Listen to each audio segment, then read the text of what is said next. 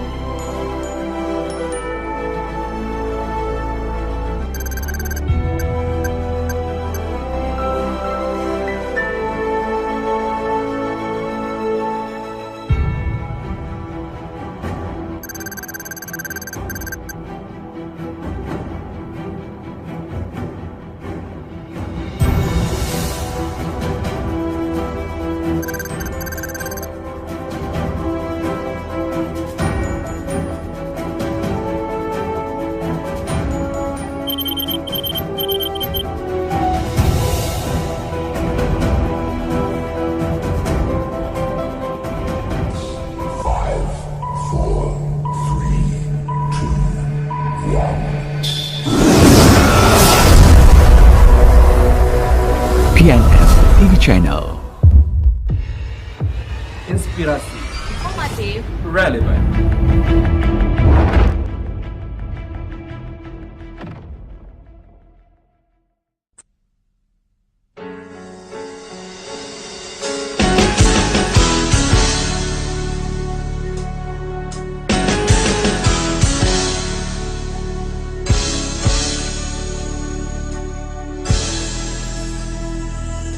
Awal suruhan ialah membaca.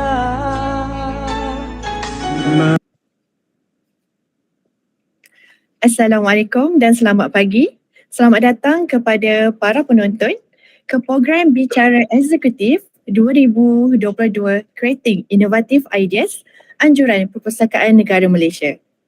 Pada hari ini kita sangat bertuah kerana berpeluang bersama berkongsi ilmu dan pengetahuan pakar serta pengalaman seorang pakar dalam bidang teknologi dan inovasi. Para penonton yang dihormati sekalian, program Bicara Eksekutif 2022 akan membicarakan topik Creating Innovative Ideas merupakan satu program ilmiah anjuran Perpustakaan Negara Malaysia (PNM) bagi menyokong pendidikan sepanjang hayat bagi memenuhi keperluan masyarakat bermaklumat dan berilmu. Program ini merupakan manifestasi PNM sebagai medium penyebaran maklumat negara kepada masyarakat. Sebelum kita meneruskan program kita pada pagi ini, marilah sama-sama kita saksikan tayangan video yang disediakan.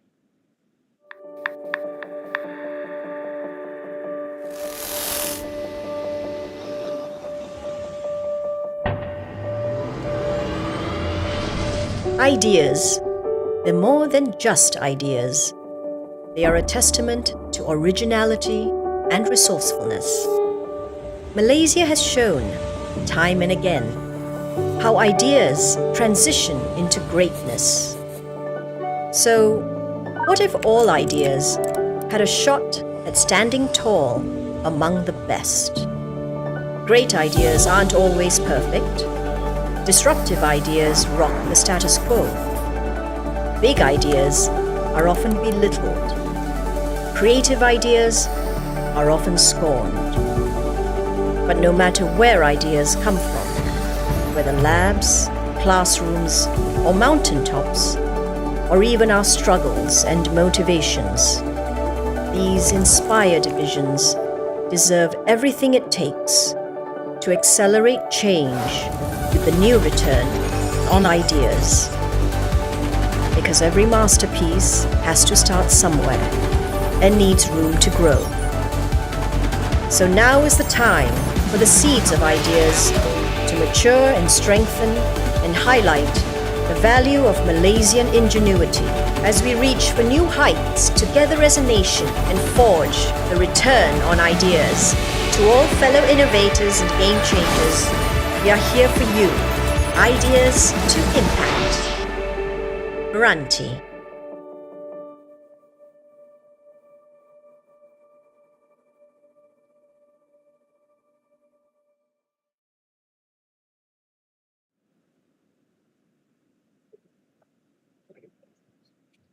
Demikian tadi sorotan video yang memberikan kita sepintas lalu mengenai isi bicara kita pada hari ini.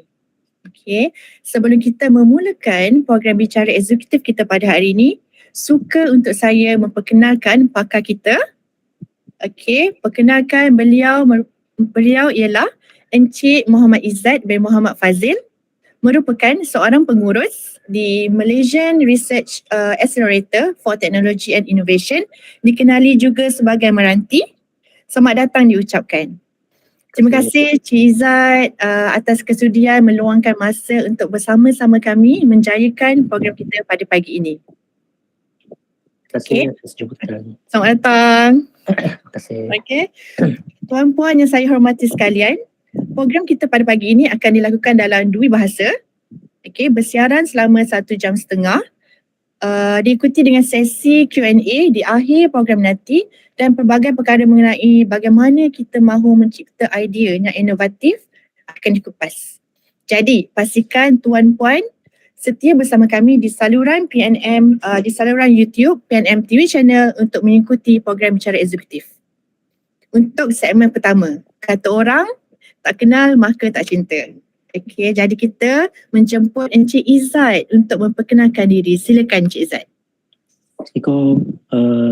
Nama saya Muhammad Izzat bin Muhammad Fazil, pengurus di Meranti Corp, dan saya in charge of pre-commercialization punya stage, which is ideation stage lah. So kita buat banyak program berkaitan dengan idea, and anyone yang nak some assistance, pertolongan program, so itu bawah program-program yang saya kendali lah. Okay, alright.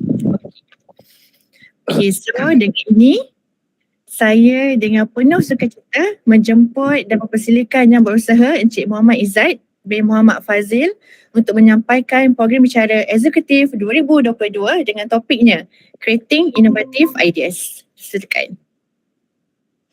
Okey, terima kasih Tuan Pengerusi. Dan terima kasih juga Pusaka Negara kerana menjemput untuk saya bagi sedikit sebanyak some tips dan juga some info pasal tentang apa yang meranti lakukan dan boleh tolong kalau tuan-tuan dan puan-puan nak buat some idea, nak create a business. So platform terbaik memang meranti ada program-program yang khusus kepada pre-commercialization stage, which is ideation stage lah. So a bit about Meranti, Malaysian Research Accelerator for Technology and Innovation. Kita adalah organisasi yang merge between TPM dengan Magic dulu. So dulu Magic ada program-program yang khusus kepada entrepreneur, khusus kepada usahawan, khusus kepada startup, and TPM pula ada banyak facility dan juga program-program yang berkaitan dengan usahawan. So kerajaan telah merge dua company ini, dua organisasi ini membentuk Meranti, which is targeting on the commercialization lah. So anything yang ideas yang akan dikomersialkan, it start with ideas lah. So mana-mana teknologi, mana-mana idea yang bernas and innovative, it start with a good ideation process lah. So dalam Meranti kita memfokuskan our assistance kepada 3 peringkat, kepada ideation, applied research, and create proof of concept. So kita ada macam ideation and research prototype, semua ni ada program-program dia. And creating prototype, kita testing pun ada facility dekat Meranti. And then bila nak scale up, nak commercialkan produk atau services, so kita ada program juga yang khusus kepada peringkat di sini lah. So Meranti Park adalah dekat Bukit Jalil. It is the KL Innovation Park. So dia dekat Bukit Jalil, and kita ada banyak in term of skill yang talent, sebab banyak company yang ada di Meranti yang tuan-tuan dan puan-puan kalau let's say nak berhubung dengan company ni, so kita boleh provide that platform lah. And then kita ada infra and services, kita ada 5G and so on, and tech incentives, supporting policies, and also universities. So kita ada SAPU, kita ada MSU, a couple of university dekat dalam Meranti Park ni lah. Even ASRO pun dekat Meranti Park lah. So Meranti Park is 686 acres of land. So kita ada banyak range of program yang melibatkan in term of technology. So AI, IoT, blockchain, advanced material and so on. So kalau tuan-tuan puan-puan ada idea dekat yang melibatkan teknologi, so Meranti adalah the best platform for you to actually be in. So kita akan tolong in term of commercialkan the idea. So currently kita ada so kalau let's say nak test out some things macam AV, autonomous vehicle, kita ada runway, kita ada drone runway. Kalau ada tuan-tuan dan puan-puan terlibat dalam bidang drone, so kita ada juga tempat untuk tuan-tuan dan puan try out your drone and then fly out your drone, sebab kita ada perjanjian dengan MOU dengan CAM lah, which is the regulator for drone lah. So anything yang kalau nak flykan drone kena melalui CAM, So seterusnya selain daripada facility, so kita ada juga capacity building program. So this is where Magic dan TPM kita combine together and kita come up with program yang secara khususnya untuk melibatkan various stages of innovation cycle. So dari ideation pergi ke prototyping, pergi ke commercialization dan seterusnya. So kita akan target those startup, SME, innovators, even government and regulators pun ada certain program yang melibatkan the regulators and also the government side lah. Dan akademia serta community. So kita ada banyak program yang boleh address this target segment areas. So in terms of accelerating commercialization, so kita ada certain things yang di bawah innovation commercialization. Kita ada few stages lah yang kita boleh tengok di sini. So kalau pre-com ni memang bahagian saya. So usually kalau pre-com ni at the ideation stage lah. So tak ada idea lagi, baru nak start. So kita ada program macam startup innovation essential. So kita ajar pasal macam mana nak ideate, macam mana nak push for commercialization, macam mana nak create a prototype and so on lah. Dan juga in term of development stages, kita ada beberapa stages yang kita address dalam pre-com stage lah. Lepas tu bila dah complete pre-com stage, kita akan go into commercialization stage, which kita ada program yang mengkhususkan kepada commercialization of ideas lah. So this is where kalau dah pass on the pre-com, kita akan masuk kepada commercialization. So apa itu pre-com program? Kita more towards to create commercialization ready spin-off dan company lah. So kita ada tolong company yang belum incorporate, belum jadi senama hal.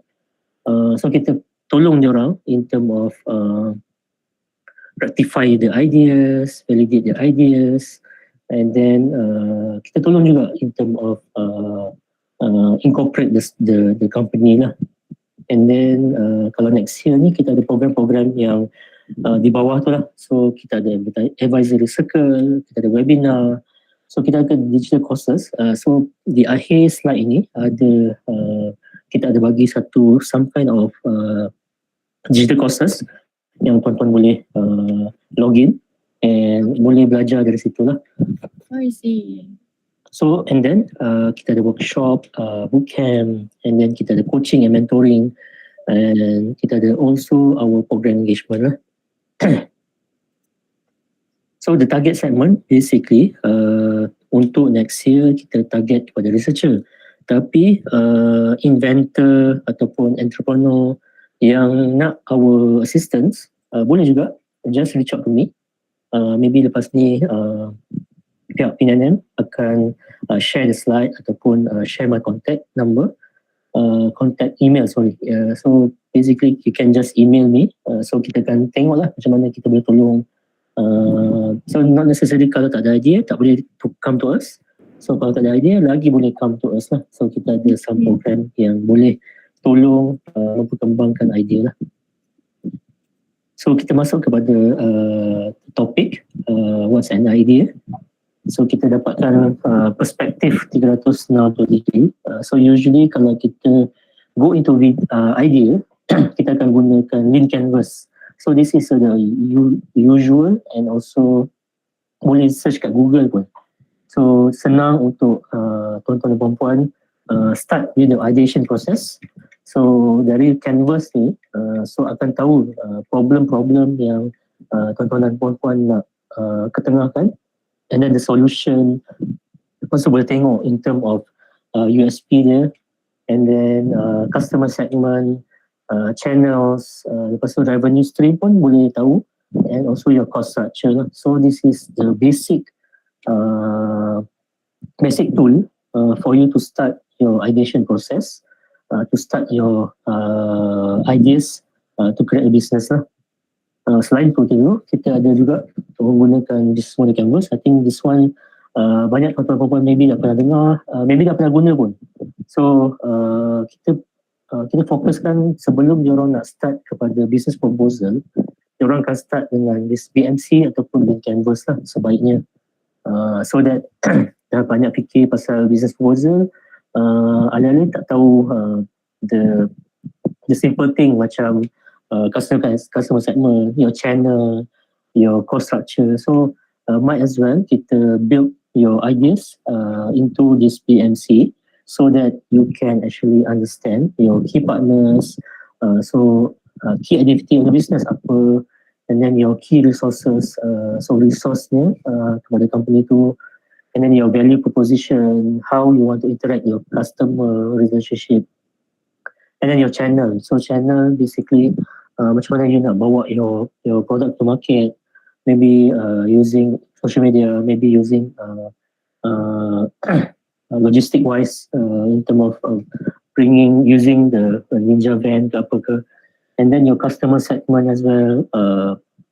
So you must understand, selalunya idea ni is good when you can tie down to your customer segment. So customer ni you target 28 tahun ke 30, and then ada berapa gaji, at least 3,000 to 4,000, and then their interest dia maybe kepada teknologi, and then so as detailed as you can, so you must actually detail out your customer segment lah. Okay. And then your cost structure as well. Kalau cost structure, if let's say dari capex per opex, and then berapa you nak menghasilkan satu produk, and how much you can get out of it lah. So this is where revenue stream and cost structure play back to back punya role lah. So it's really important to you identify your cost structure and also revenue stream lah.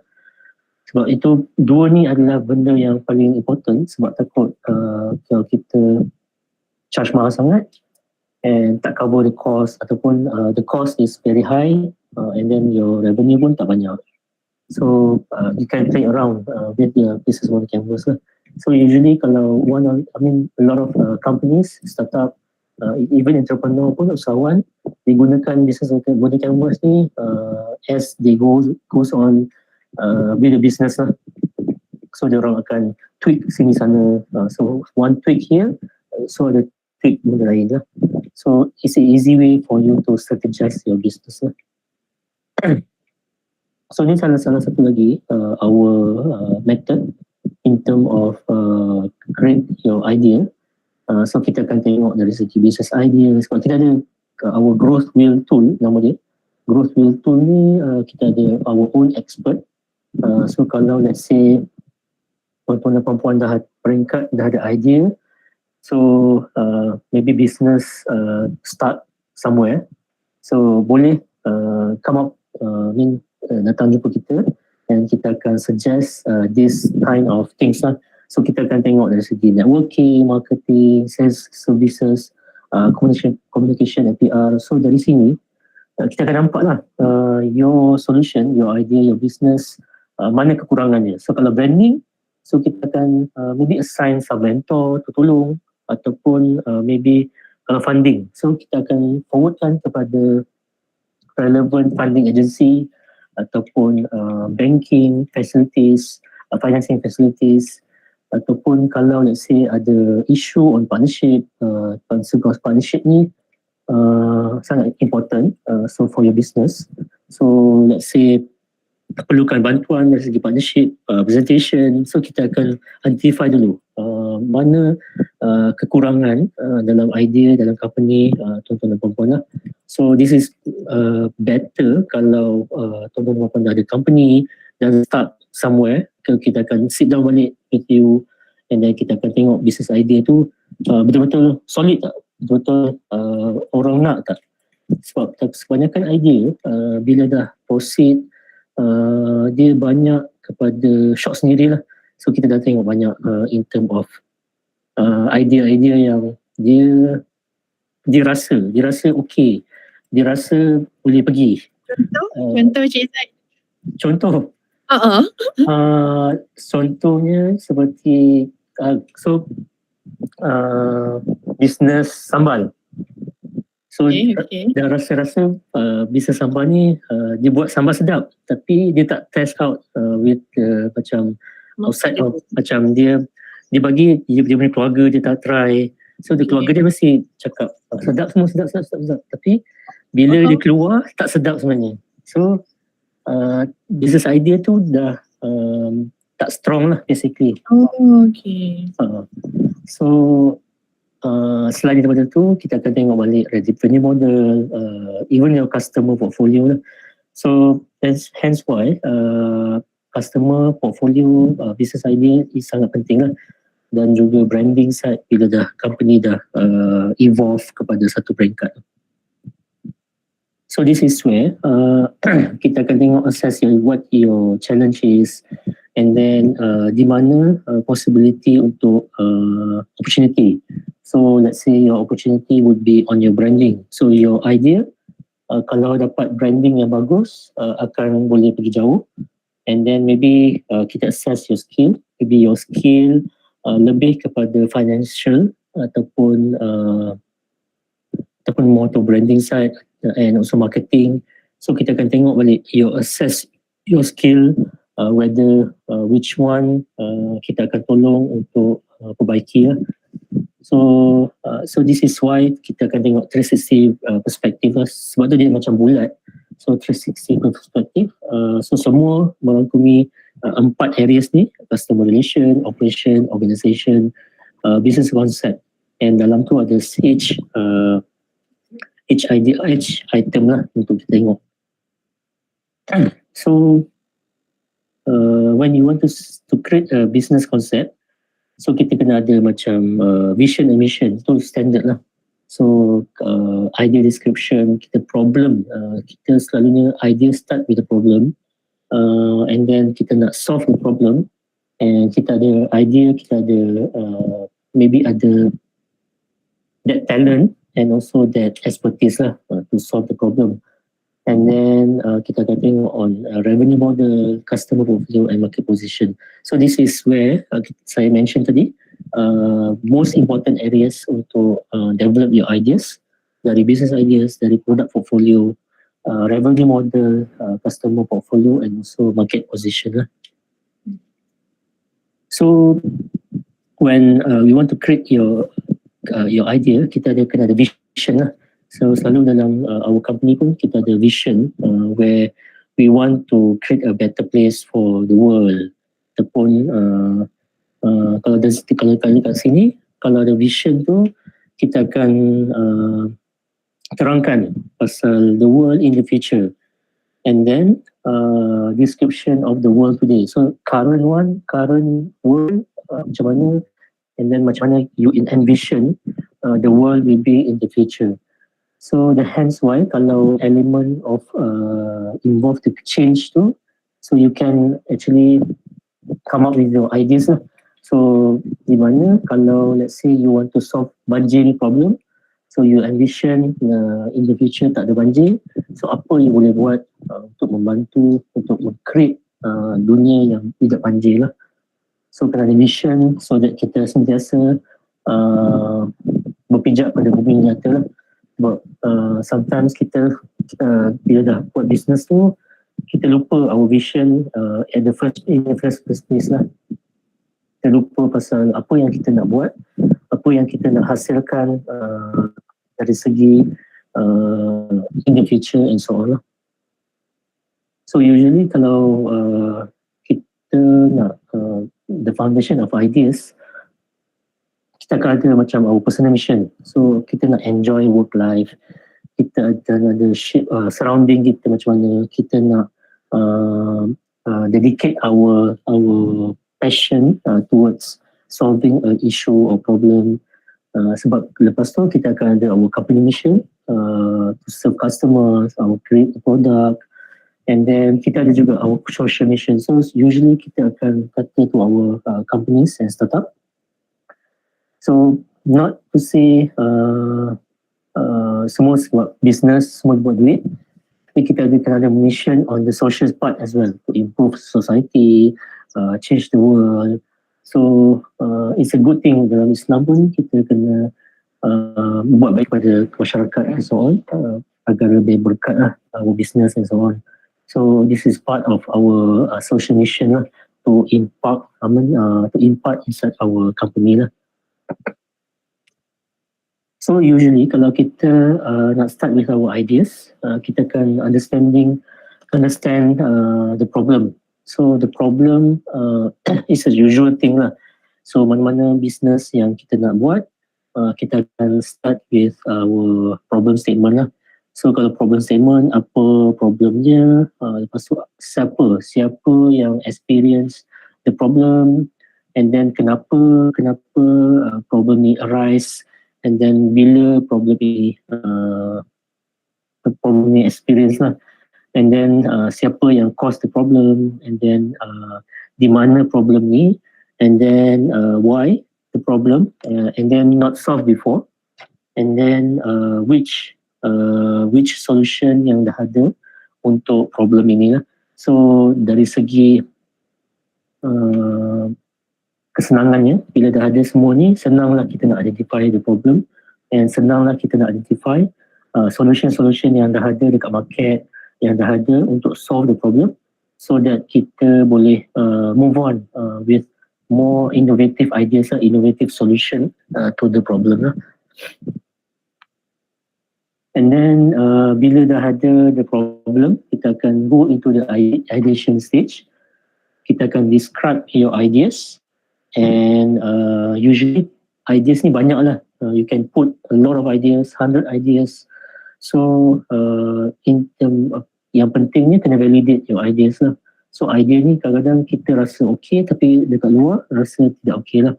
And usually kalau idea ni kita akan describe the summary of ideas, and then macam mana dah idea tu, history of the ideas lah. So idea ni berkembang daripada point A ke point B, and then the idea will identify and then all the problem and new opportunities, create new opportunities. So apa kesan daripada problem-problem ni kalau idea ni dilaksanakan, and then kita akan ada our customer group. So dari awal lagi kita akan tengok customer group, our customer market, so that kita easier untuk kita find your idea, and basically senang untuk kita move around lah. And then kita akan tengok juga our competitors and substitution ni, kalau let's say your idea tu boleh disubstitute dengan other things lah yang perform the same way lah. So competitors ni more or less your rival lah in your product or your ideas. And then maybe ada patent opportunities. So dalam ranti kita emphasize on patenting. So register your IPO so that tak ada orang boleh curi and so on lah. And then your product description, your revenue model, your cost, ni lebih kurang macam your BMC and so on, tapi lebih fokus kepada idea-idea yang nak kita buat lah. And then kita akan review your idea. I mean, you guys should actually do some review on your idea. So tengok dari segi strength-nya, weakness, so SWOT analysis lah. Dari segi product and technology, lepas tu partnership with people, lepas tu customer, user and also market opportunities, and then production and delivery. So dari situ kita akan tengok mana idea-idea yang terbaik daripada a whole list of ideas. Sebab sometimes kita ada banyak idea nak buat, and this will help us to review the idea yang tuan-tuan perempuan dah ada lah. So usually kalau big problem, kita nak make it smaller. So turn scarcity into abundance lah. So dari kurang kepada banyak, so that kita boleh selesaikan banyak problem di dunia ni lah. So Richard Branson pun pernah cakap, if you dream, don't scare you, and they are too small. So dream bigger to solve the problem issue of the world, so that kita akan banyak lagi opportunity. So it's okay to dream big, so solve big problem dekat dunia ni. So this is some of the problem dekat dunia ni yang opportunity dia banyak. So energy, water, health. So health ni some issue on usual problem lah. So dah ada banyak in term of vitamin C, in term of education part as well. Kalau education ni dekat luar sana ada banyak orang yang tak boleh access the education. So if you have the solution, if you have the expertise, so might as well kita fokus dekat ideas yang boleh buat dalam address the issue in the education. And then time, capital, expertise and resources. So this is mentioned by Singularity University. So from scarcity to abundance, so make it accessible towards the people around. So usually kalau ideas ni, the perfect source tu dari segi problem dan challenges and issues around you lah. So kita akan tengok, usually kita akan tengok value chain inside your product services. Value chain ni dari segi macam kalau let's say bringing dari segi menghasilkan sambal, let's say sambal tu. So apa the process inside the value chain? So dari segi production, dari segi packaging, dari segi logistik, dari segi channel and so on. So this is something yang saya dah create some kind of sesuai dengan perpustakaan negara punya environment. So saya rasa dalam problem yang boleh identify, which is maybe some book supplier, asset management, even financial. So customer maybe tak ramai datang ke perpustakaan negara. Maybe boleh banyak lagi kita encourage people to come to perpustakaan negara. And then some events. So this is something around the value chain of library lah. So mungkin ada banyak lagi. Tapi it's a start where you can actually identify your own ideas dari segi problem around you lah. So challenges and issue. So ultimately, you can have your big ideas. Kita akan ada big ideas, which is the current idea, and then kita akan ada bigger idea, the same ideas with a bigger vision, and ultimate vision is kita akan the biggest. Selalunya kita akan ada idea tu memang maybe tak logik dari segi akal fikiran, tapi it's a good thing that you have your ultimate vision of your ideas lah. So kita kena think big lah on how you can actually move on dari satu tempat ke satu tempat lain lah. Sebab selalunya kalau orang create a business, dia tak mau stay on satu tempat, dia nak scale, dia nak move on to bigger company, dia nak ada maybe IPO. So this is where your ultimate vision ni main peranan lah. So dari segi innovation ni pula, usually kita akan tengok dari segi creativity innovation, kita akan tengok dari segi operation. Kalau let's say the innovation tu solve the operation, so dia akan require less time, dia akan have lesser impact. Maybe lepas tu ada logical improvement, dia akan memerlukan masa and ada high impact. And bila radical innovation ni, bila inovasi ni betul-betul something new and it will require time, kita akan tengok dari segi regulator, costing wise. So agak sukar untuk basically execute this innovation, tapi the impact dia tinggi. So tuan-tuan dan puan boleh pilih mana satu which one yang better suit on your ideas. Maybe just operation basis, maybe ada radical innovation dari segi nak create more innovative solution dekat dunia ni and solve the issue of M50 or B40, M40 to gain macam income, more extra income. So that's a radical innovation lah, which can provide benefit ataupun social mission towards to the world lah. So selalunya kita akan tengok dari segi ideas ni, kita akan ada purpose lah. So massive transformative purpose. So kita akan tengok moonshot idea tu basically nak create transformative purpose. So selalunya kita akan start ni dari segi exponential organization. Basically dia akan tengok dari segi purpose dia, dari segi whether it is massive or not. This is basically the company yang besar lah, macam yes. So this is some of example lah of MTP, massive transformation purpose. Dia akan set macam Google, dia nak organize the world information, tech, world spreading. Sebab macam IKEA, dia nak create a better everyday life for people. So Philips is making the world healthier. And then kalau macam Tesla, they want to accelerate transition to sustainable transportation. So selalunya kalau company besar ni, dia akan ada their own mission. So they can apply this method to actually come up with the purpose and also drive towards the purpose lah.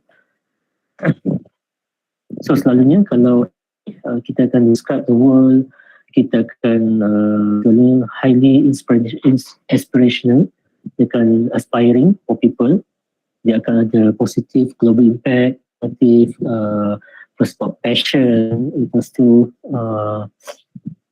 guiding principle for key decision, and also it's a guide for people inside and outside lah. Now let's MTP, bukan MTP is kalau kita tengok dari VC company saja, mission tu just tertakluk kepada kami. Lepas tu tag specific and narrow, kita dah fokus ke satu tempat, and then kita ada marketing slogan for customers, and then this is where more targeted punya things lah. So kalau MTP ni is totally beyond sebab selalunya kita akan tengok dari segi kalau MTP ni dia akan tengok dari inspiration dia, dari segi kompetensi apa ni tuan-tuan dan perempuan, and then the needs and also how will I get paid for lah. So this is the MTP tu tengah-tengah tu. So kenapa yang ni is more kalau let's say tuan-tuan dan perempuan ada inspirasi untuk buat an idea to solve the world problem. So this is good structure to start with. So some of the innovators, they not solve the issue or problem of the world. So they have to start somewhere. Ideas kena strong enough, and it must be massive, transformative lah. Selain benda tu, dari segi problemnya, UNDP pun dah ada own sustainable development goal. Sebab dia nak create no poverty, so zero hunger. So this is the problem yang UNDP dah identify lah the problem. So kita just kalau let's say tuan-tuan tak ada idea, so boleh let's say boleh pilih some of the issue macam no poverty. So macam mana nak solve poverty inside the family lah. Macam maybe ada gig economy, lepas tu ada more towards makanan dan demand supply for free, and then kalau let's say quality education, idea, product. So dalam ni ada all those video yang boleh tuan-tuan dan puan-puan tengok macam mana startup ni, innovators ni create their ideas. So you can learn inside the video your ideas process, kita ada brand and communication, so can understand on operation and finance, marketing and sales and people. So essentially kita akan tahu in terms of dari segi education wise, kita akan tahu dari segi so most of the participant, most of the startup yang buat this video tahu dari segi cakap dari segi diorang punya experience lah. So tuan-tuan dan puan-puan boleh belajar daripada diorang punya experience. Saya dah come to our final slide, tapi kita boleh continue our conversation. So I give you my email. So sesuai untuk kalau let's say tuan-tuan dan puan ada some ideas yang nak run through with us and then nak tahu lebih lanjut our program, and kita boleh cakap lebih lah in term of our program.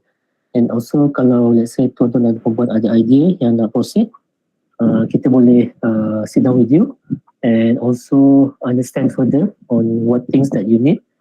And kalau let's say perlukan bantuan dari segi incorporation company, so kita akan identify lah, kita akan boleh tolong untuk incorporate the company up to sedia berhad and so on, ataupun perlukan facility, boleh juga.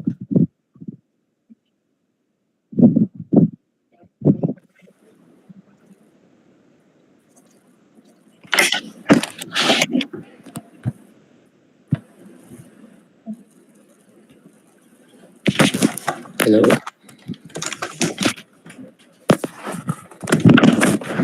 Dengar?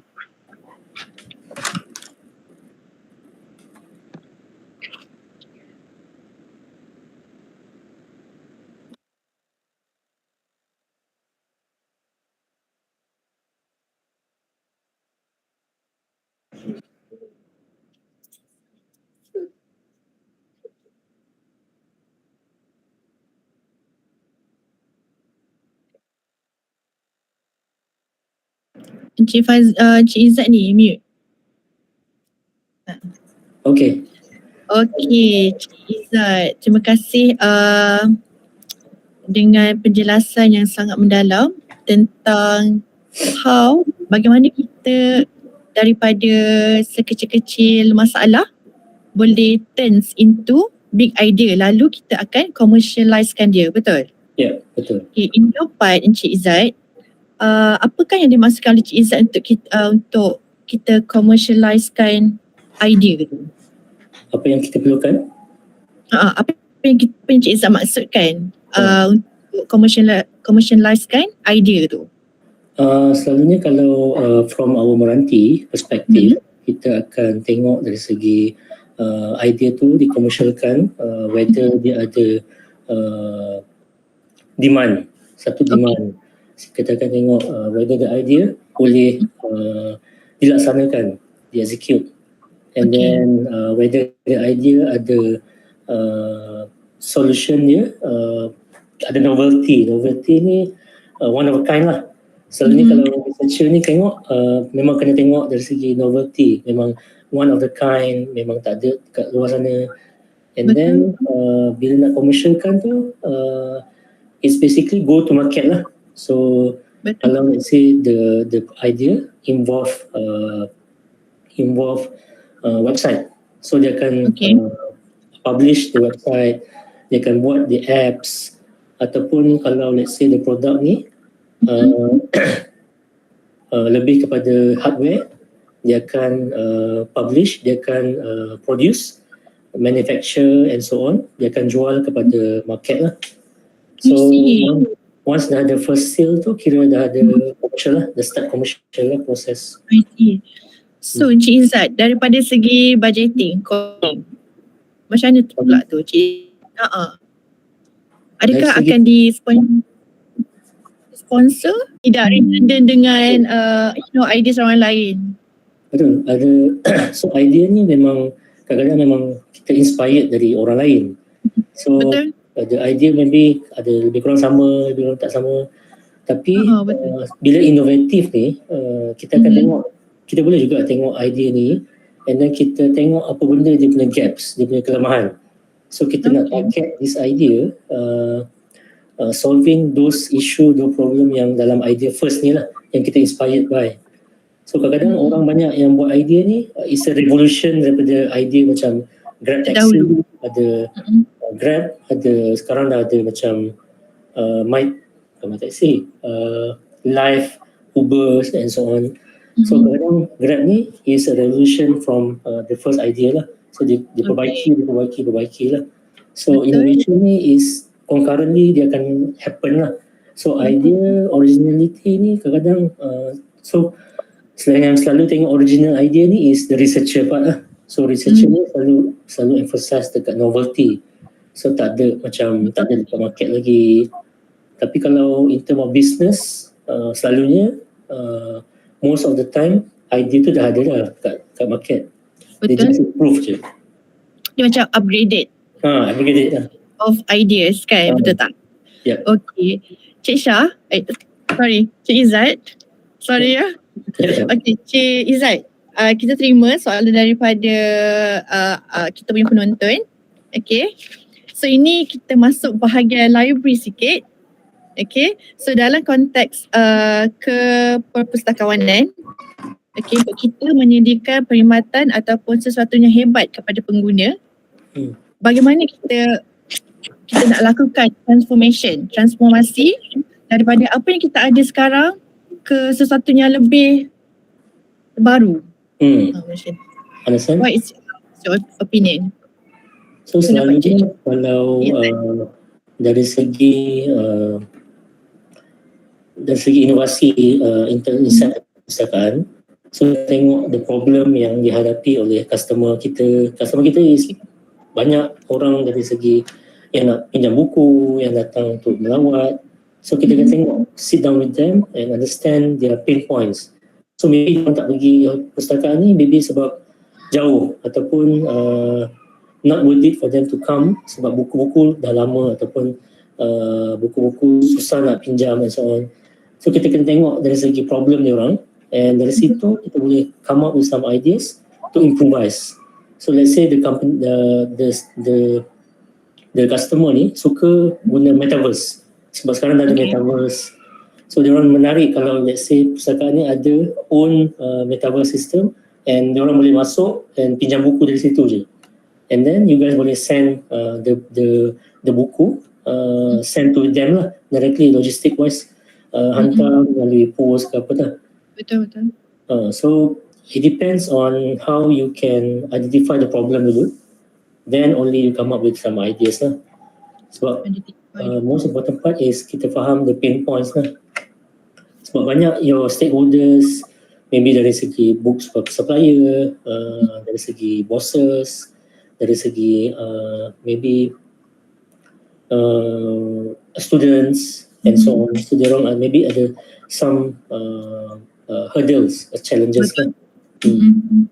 Okay, thank you Cik Izzat.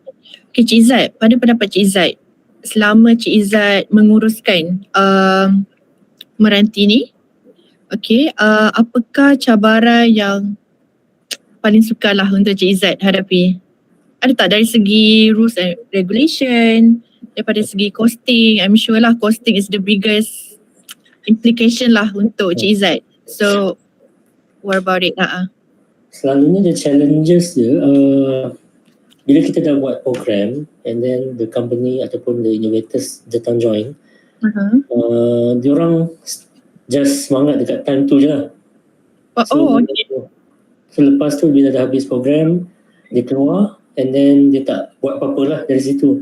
Bila diorang dah ada good ideas dari the program, kita dah guide in term of macam mana nak come up with ideas, macam mana nak come up with good prototype and so on. Bila keluar sana, dia orang tak implement. So that's something yang bukan problem tapi issue for us. Sebab kita nak semua orang berjaya lah basically. So, kita buat program, a lot of program, awareness dari segi macam mana nak buat seterusnya. Tapi bila dia orang dah occupied with the current job, and then maybe the idea dia orang tak confident. So it makes us sad lah basically kalau orang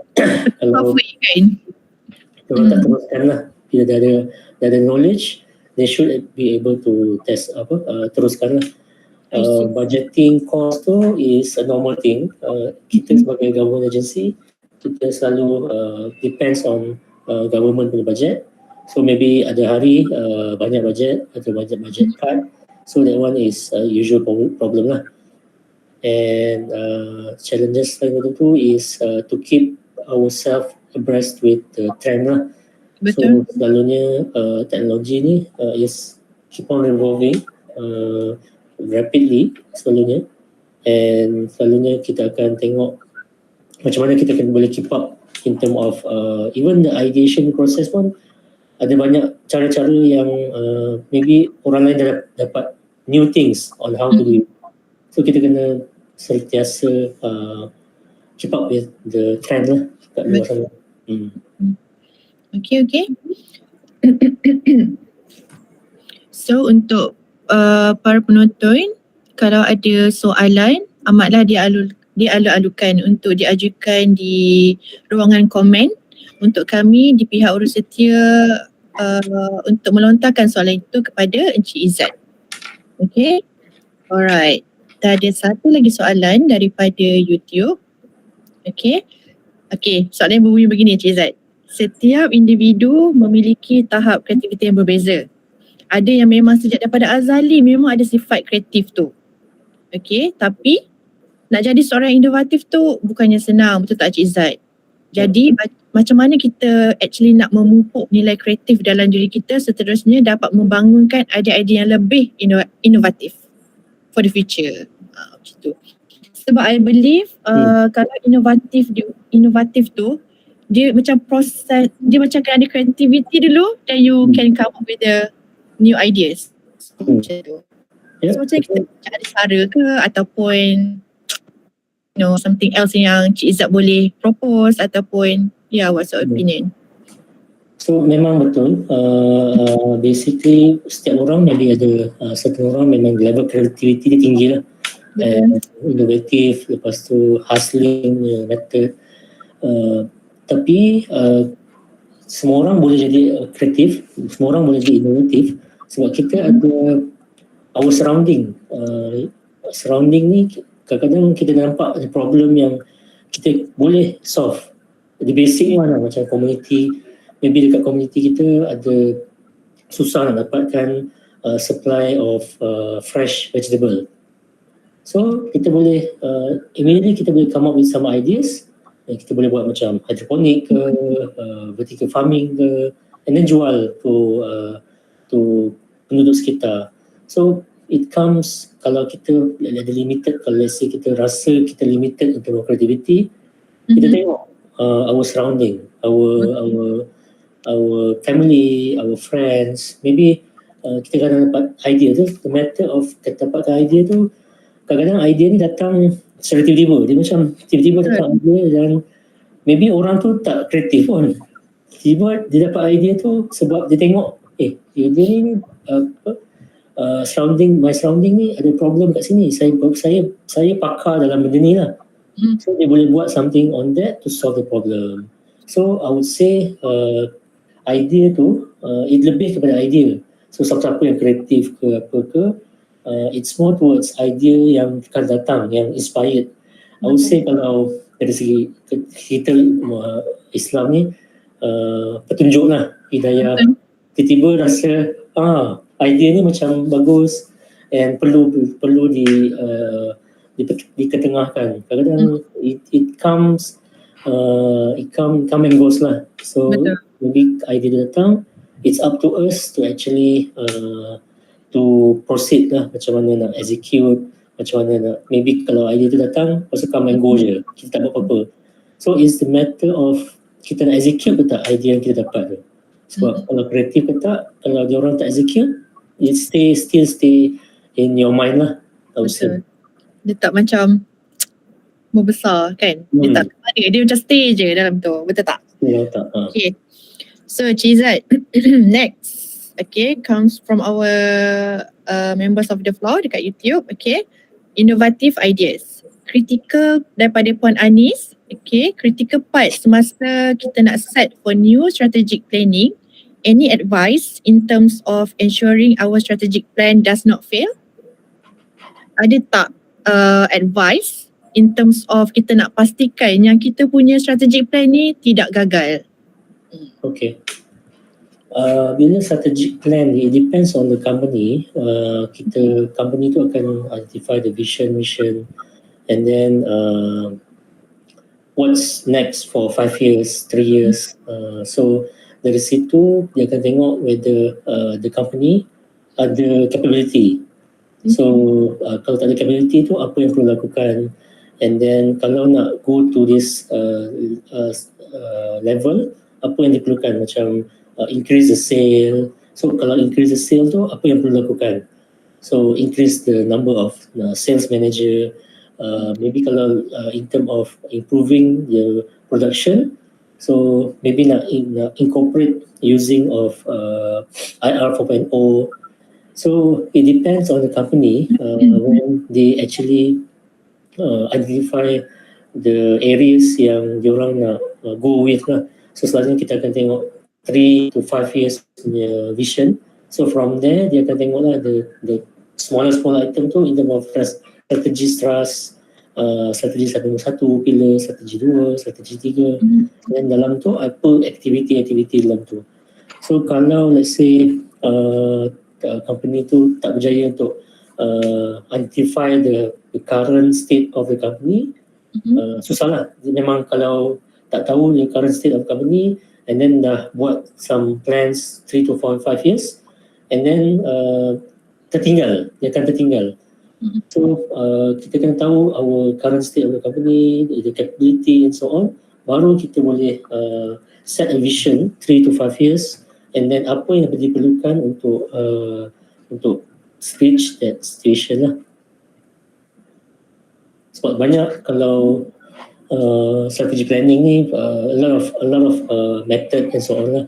Itu maybe kalau consultant Tarikh, and then kalau in term of kalau kita nak buat sendiri, kita boleh, sebab kita faham our company, sebab bayar consultant yang mahal, so might as well kita buat, tapi kita identify dulu problem-problem ataupun capability of our company dulu, and then kita tengok 3 to 5 years apa kita nak jadi and apa yang diperlukan untuk pencapaian itulah 3 years punya planning vision. Okay. Terima kasih Cik Zaid. Okay, harap Cik Zaid dapat menjawablah soalan Puan Anis daripada YouTube. Okay, Cik Zaid. Dalam slide Cik Zaid yang page yang Cik Zaid ada mention mengenai social commitments ke? Okay, social mission. Okay, betul. Social mission yang Cik Zaid cakap tadi, di mana it's like we give back to community, betul? Betul. So boleh share dengan kami what is your biggest accomplishments lah in dalam melaksanakan mission, social mission ni untuk help someone to improve society. So the slide is basically for the company lah. So company tu selalunya dia akan come up with a business idea, lepas tu dia akan ada their own social mission. So selalunya kita akan advise so for businesses untuk ada some social element lah. So from my experience before this, some of the company dia buat macam vertical farm tu, then they provide the vegetables for free for certain areas of people lah. Maybe they akan bagi lower price ataupun I see. Maybe dia buka opportunity untuk siapa-siapa untuk belajar untuk jadi hydroponic punya farmers. So ada yang satu company ni dia ajar orang untuk macam mana nak jadi farmer, and dia akan tolong the farmers yang kurang kemampuan semua ni, dia akan tolong the farmers to actually have some tanah, and then they can actually do some kind of farming kat situ and then gain some profit. So it depends. So company ni akan tengok the communities mana yang diorang nak target lah, the marginalized community, maybe Bipoti ataupun dekat luar bandar. Okay, interesting, Cik Zaid. Okay, so I believe, okay, ini pesanan penaja. Okay, dekat dalam link, dekat dalam ruangan komen dekat YouTube, ada pihak universiti kami ada letak link untuk pendaftaran dan juga penilaian program. So untuk para hadirin tuan-tuan dan puan-puan, bolehlah isi borang pendaftaran dan penilaian untuk kita berikan isi je lah. Okay, so Cik Izzat, saya percaya ini merupakan soalan terakhir daripada pihak kami. Okay, soalannya berbunyi, okay, dahulunya perpustakaan dikenali sebagai silent sanctuary. Dia macam tempat perlindungan untuk orang kunjungi kerana mahukan ketenangan dan kemudahan untuk mengakses pelbagai ilmu. Tapi sekarang keadaan sudah jauh berbeza, betul? Setuju tak? Tak tahu, okay. dalam bagi perpustakaan. Kan? Terima kasih kepada era baru dan teknologi terkini, perpustakaan kini telah dilengkapi dengan pelbagai kemudahan untuk generasi kita yang akan datang. Dengan teknologi yang pesat membangun dan kehadiran pelbagai jenis kemudahan, bagaimana cara untuk kita, both user and provider, untuk terus memberikan cabaran dan kekal beraya saing? So I think dia berbalik kepada the intention. Ultimately, kalau let's say nak improve the capability, the persaingan, usually kita akan relate to technology lah. So teknologi ni yang mana maybe dia boleh guna apps untuk pinjam buku, lepas tu dia boleh ada apps untuk access the information. Sebab saya tengok pasal satu perpustakaan ni yang kosong, digital library kan, dia macam kosong saja. So people can access guna apps and so on, and dia orang datang just tempat yang kosong, tak ada buku langsung. So it depends on what type of thing and macam mana perpustakaan negara nak evolve into, whether it is related to technology wise ataupun memperkasakan dari segi customer experience yang datang dekat perpustakaan. Maybe ada cafe, lagi cafe hipster ke, cafe hipster, and lebih kepada macam mana nak serve the customer lah. I think most of the issues or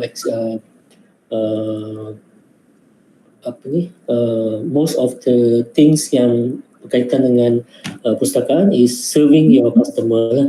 Whether it is students, whether it is people yang perlukan tempat untuk buat kerja.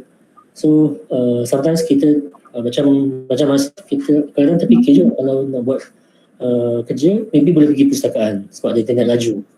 So internet laju pun is some kind of things yang boleh be some kind of USP, unique selling proposition on perpustakaan negara.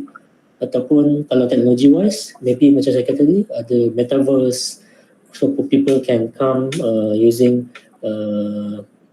metaverse site and boleh subscribe to the rent a book, and then the book will be sent over to the house within 1 to 2 hours. So it's about serving your customer lah, I would say. Betul. Okay Cik Syah, Cik Izzat, okay. So saya percaya kita sudah menghampiri ke penghujungnya. Ada kata-kata akhir daripada Cik Izzat untuk kita semua? Okay, I hope ada some beneficial to the tuan-tuan dan puan-puan, dapat tahu sedikit untuk macam mana nak create the ideas, macam mana nak move on from one idea to another idea.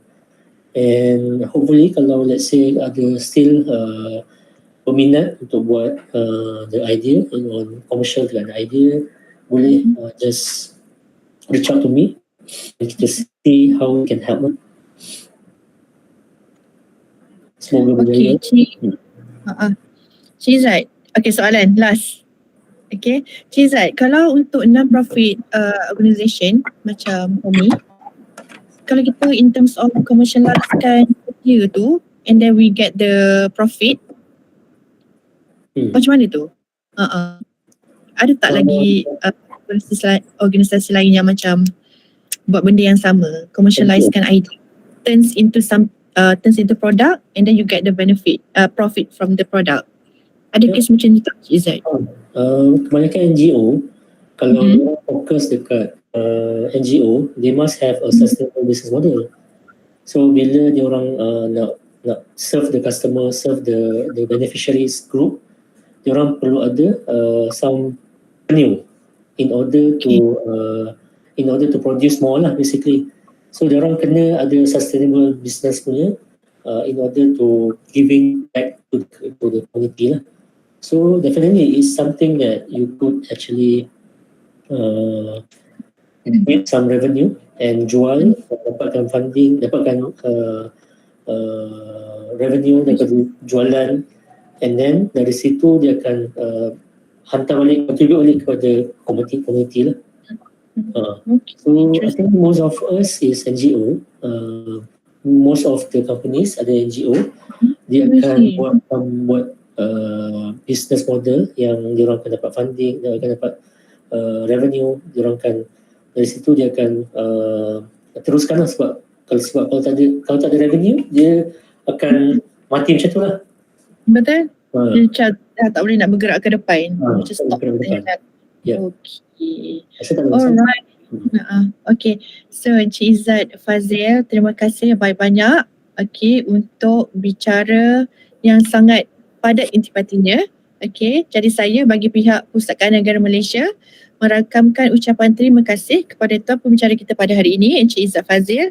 Semoga segala ilmu dan informasi yang kita peroleh sebentar tadi dapat memupuk pemikiran inovatif dan kreatif supaya kita dapat lebih berdaya saing dan terus maju. Dengan ini, maka berakhirlah program Bicara Eksekutif 2022 pada hari ini. Semoga segala informasi dan pengetahuan yang diperoleh pada hari ini akan dapat memberi implikasi positif dalam semua dan sekaligus mampu memberi implikasi di peringkat antarabangsa dan global. Sekian saja sehingga kita berjumpa lagi. Terima kasih tuan-tuan dan puan-puan di laman yang mengikuti kami di YouTube dan TV channel. Terima kasih banyak-banyak. Semoga kita jumpa lagi. Assalamualaikum dan salam hormat. Thank you, Cik Izzat.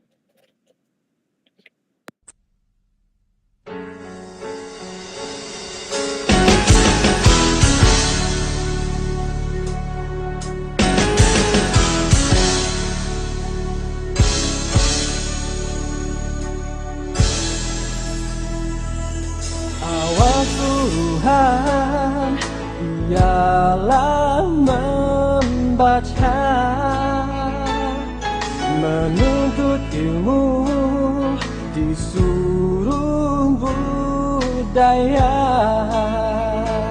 Inilah teladan sepanjang masa,